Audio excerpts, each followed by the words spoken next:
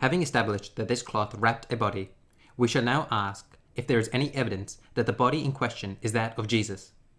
Now, one way in which we can determine whether this is Christ is by comparing the manner of execution undergone by the victim of the shroud with the manner of execution mentioned in the Gospels. For example, in the Gospels we read, the soldiers twisted together a crown of thorns and put it on his head.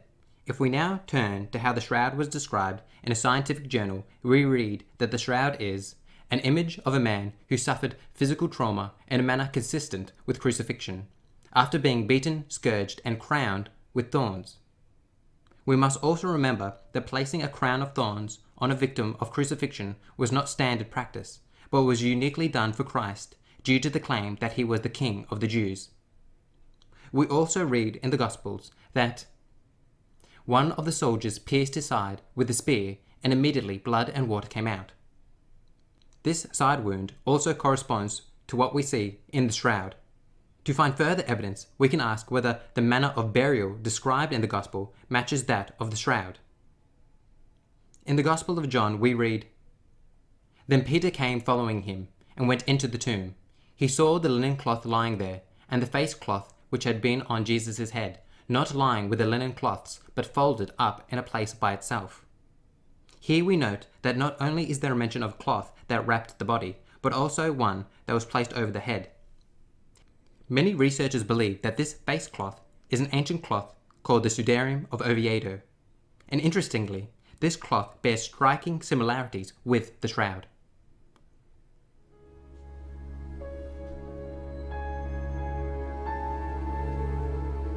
I've invited to Turin Mark Guskin, an expert on the Sudarium of Oviedo in Spain. His evidence could push the date of the Turin shroud back another 700 years to the 5th century. This is an identical copy of the Sudarium. Its purpose was to trap blood escaping from the corpse as it was taken away for burial. Guskin believes he's identified significant evidence linking the Sudarium to the Shroud of Turin. Guskin already knew that the shroud has real blood. It belongs to the rare group AB. There are also traces of blood shed in life and blood shed in death. And finally, there are the unmistakable traces of blood from a crown of thorns on the front of the head and the back. Guskin believes all three blood features can be found on the Sudarium. The first is the blood group, which is a relatively rare blood group on the planet. It's the blood group AB, and it's the same blood group of human blood on both cloths. Then there's also the differentiation between lifeblood, in other words, blood shed in life, and post-mortem blood, which can be clearly differentiated. And again, that coincides on both cloths. And that brings us to what, for me, clinches the whole matter of the cloths being used on the same body. Now, this was blood shed in life, while the man in question was still alive. Now, this blood comes from wounds that were made by some kind of sharp object piercing the skin in this area of the nape of the neck. Perfectly compatible with what has been called since then a crown of thorns. Now, if we look at this, we have exactly the same stains in the same area on the Shroud of Turin. Now, the actual shape of the stains, if you do an overlay of the two, well, the actual shape, the way the blood flowed coincides on both cloths. So what you're saying is not only the blood types that are the same, the actual patterns of the blood on both cloths can be matched. That's right. That's exactly so. Amazing. Which has led more than one qualified forensic doctor to say that the only conclusion you can make from that is that both cloths were used on the same body. In other words, this is too much for a simple coincidence. But so let me understand, what you're saying is that the fact that we know exactly what happened to the Sudarium and its history has huge implications for the shroud, because obviously they both covered the same man. That's right. And the only place that they could have coincided in time was in Jerusalem, sometime before the 4th or the 5th century. There's no two ways about that. They couldn't have coincided at any given time after that. Because we know what happens to the exactly where the Sudarium was all the time.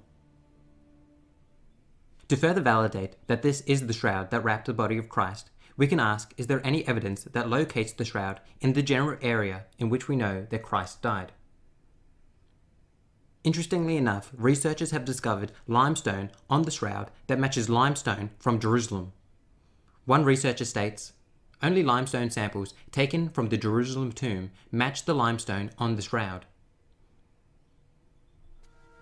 This is a cave just outside of Jerusalem, which is probably very similar to the type of cave where Jesus himself was buried. It would be closed with a large rock, a boulder most probably, and that's how the Christian Bible actually describes the burial of Jesus. When the STURP team examined the underside of the shroud, they found that some pollen grains could not be identified because they were coated with a mineral.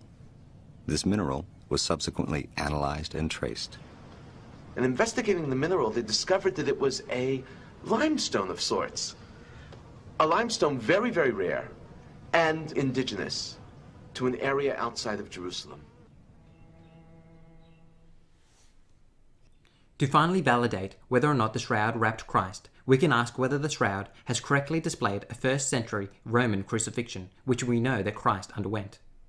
First, let us note that all medieval depictions of the crucifixion placed the nail through the palm of the hand, while the shroud displays a nail through the wrist, which we actually know is consistent with Roman practice. The same thing can be said concerning the feet. All medieval representations depict a nail through the front of the feet, while the shroud shows one nail clearly going through the heel or ankle of the victim, which is again consistent with Roman crucifixion.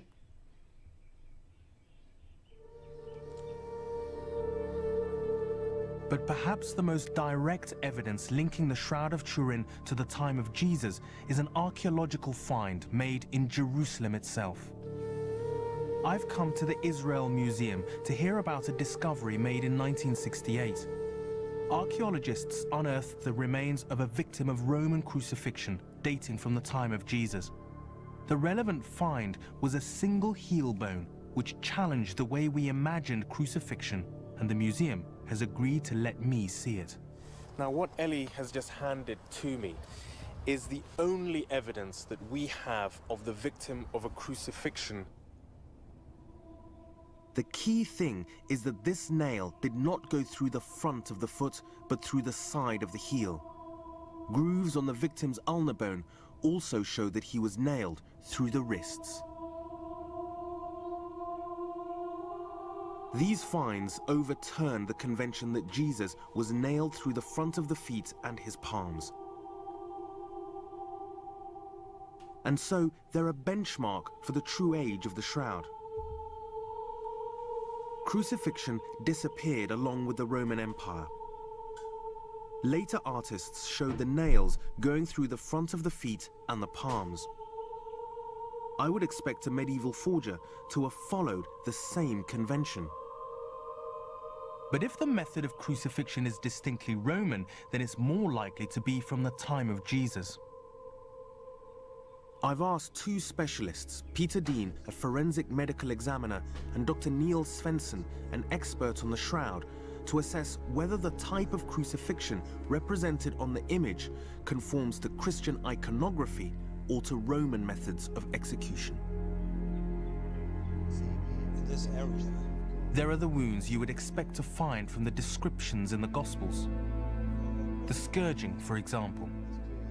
The shape and size match archaeological discoveries of the flagrum favored by the Romans in the 1st century. Likewise, the wound in the side matches the size and shape of the Roman lance. But for Dr. Svensson, the most telling details are the wounds where the body was nailed to the cross.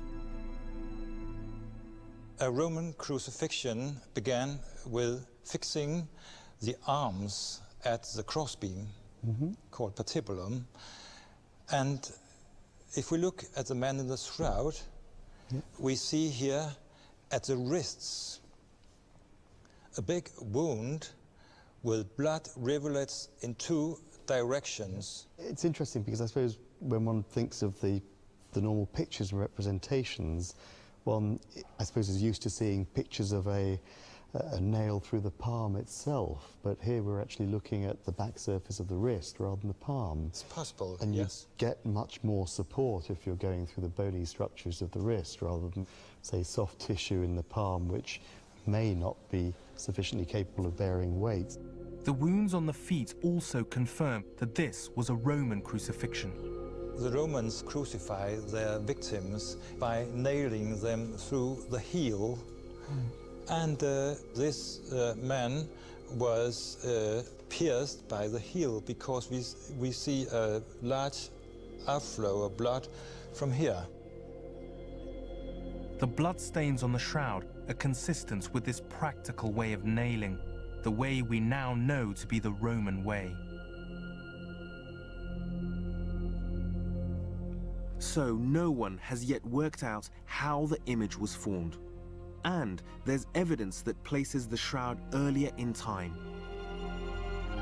In the 12th century, in the 5th century, and even in the 1st century.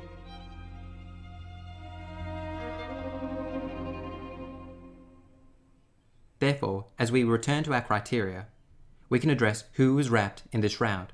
We can say that the victim of the shroud was a man who underwent a Roman 1st century crucifixion, who wore a crown of thorns, was pierced in the side, was buried with a separate face cloth, and then buried in Jerusalem. One author states, "All Gospels speak about this cloth. What a weight of converging evidence. Not one contradictory indication separates it from the hypothesis that we truly have the cloth before our eyes in Turin. If we were in a court of law, the shroud would easily win any circumstantial case. It would be confirmed officially that it is identical with the clean linen cloth that was brought for Jesus." I also want to refer to the comment of one woman about the authenticity of the shroud after a lecture on the topic. This woman is an Ahmadi Muslim, which is a sect of Islam which believes that the Shroud of Turin is authentic. Here she comments on the correlation between the shroud and the Gospels. Sorry, do I believe it's genuine? In some ways, yes. I couldn't say 100%, but I would say I'm more convinced after this lecture today, in the history of it, and from what we know based on historical religious texts as well. It all sort of adds up, you know, when you use different pieces of evidence and you put it all together. And when things all start adding up, like we hear from history about the torture he went through, like the Bible, let's say, you could say could be wrong, but then you see this as two pieces of evidence showing that he was tortured, you know? So the more evidence that adds up, obviously the more you would feel that you should believe that this is true. So I would say I'm pretty much convinced. Maybe there's a little bit of 1% there. Yeah. 1%.